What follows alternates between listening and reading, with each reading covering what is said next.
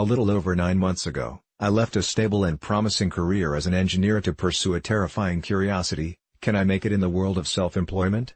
For a few years, I had been sharing more and more about my experiences of healing and growth through mindfulness practices.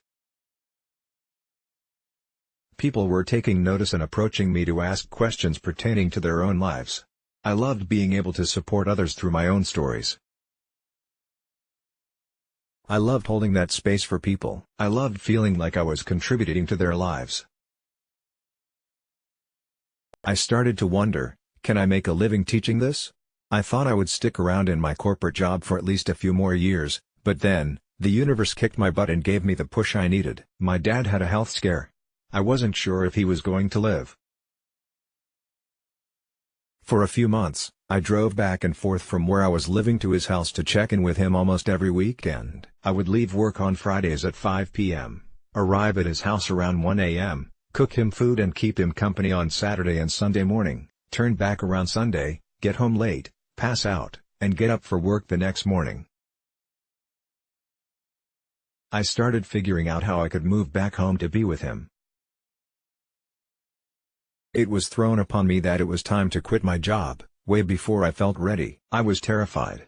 The first month was filled with questioning. I was broken up with by someone who, after 4 years together, thought I had lost my marbles. I felt like every inch of ground I knew before had been ripped out from under my feet, but I needed that space. I needed to reassess.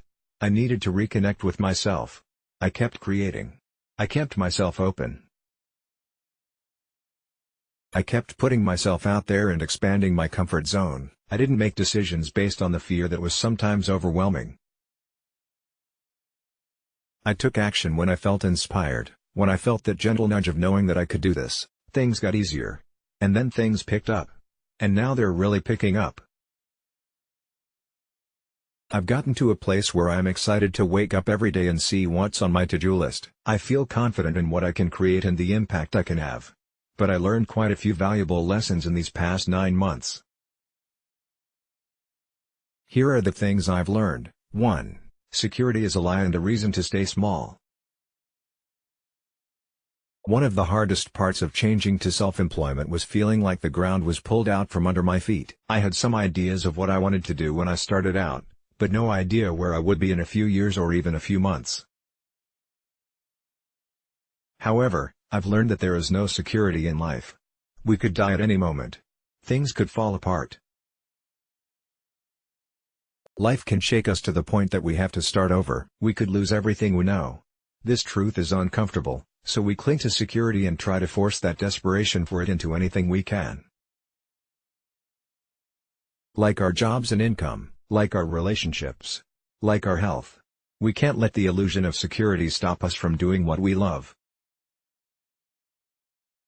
2. Without mission, you'll fail. Things get hard. This is inevitable. We have to have a purpose for starting on this path to keep us going when that happens. Maybe it's helping others, maybe it's the freedom, maybe it's helping the environment, maybe it's creativity, maybe it's more time with your family. When mission is involved, the failures aren't failures, they're lessons and growth opportunities because the mission is more important than our pride and comfort. Our missions keeps us going. 3. Self-care is important. We have to take care of ourselves to have the strength, trust, and clarity to make the right choices. This just works better when we're relaxed. Even 5 minutes a day of self-care is enough if you feel like you have no time. You have time for this. You just have to make it.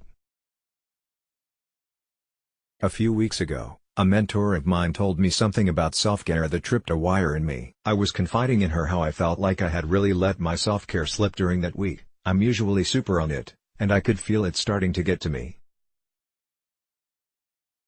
I felt like I had too much work on my plate to dedicate time to the meditation, reading, writing, and movement that I normally incorporate into my day.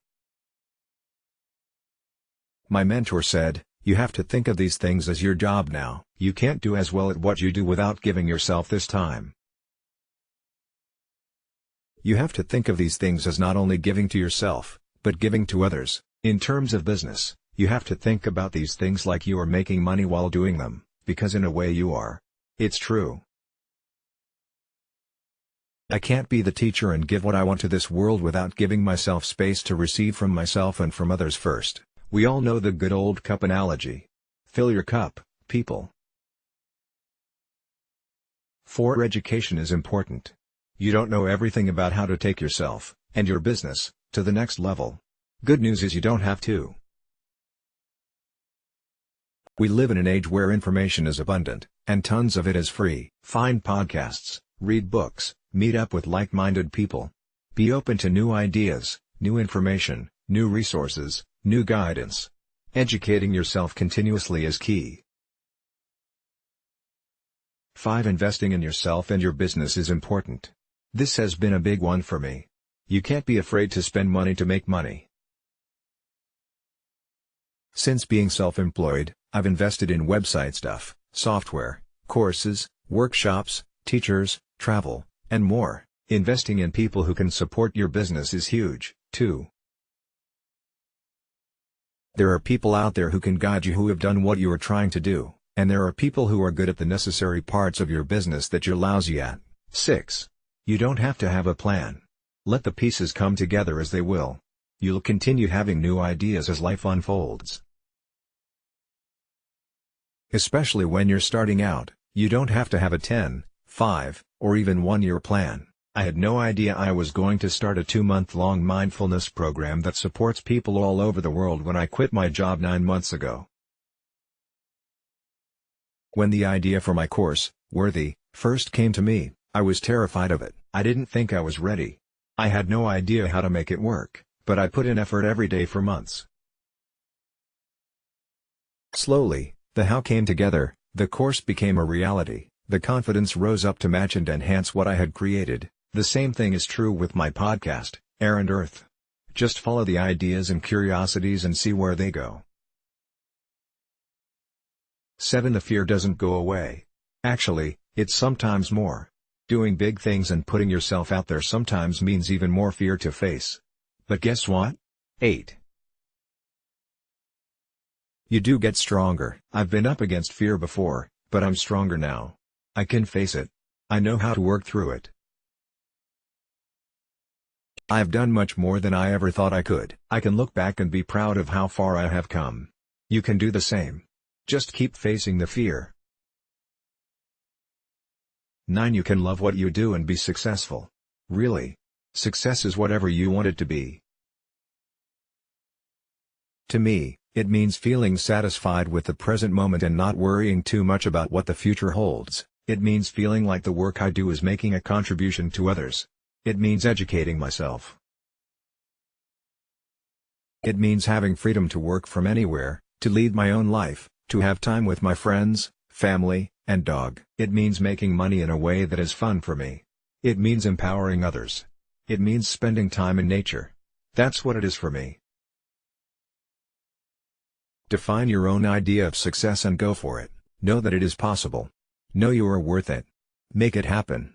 For more, listen to Melissa's podcast, Air and Earth, or join her upcoming course, Worthy.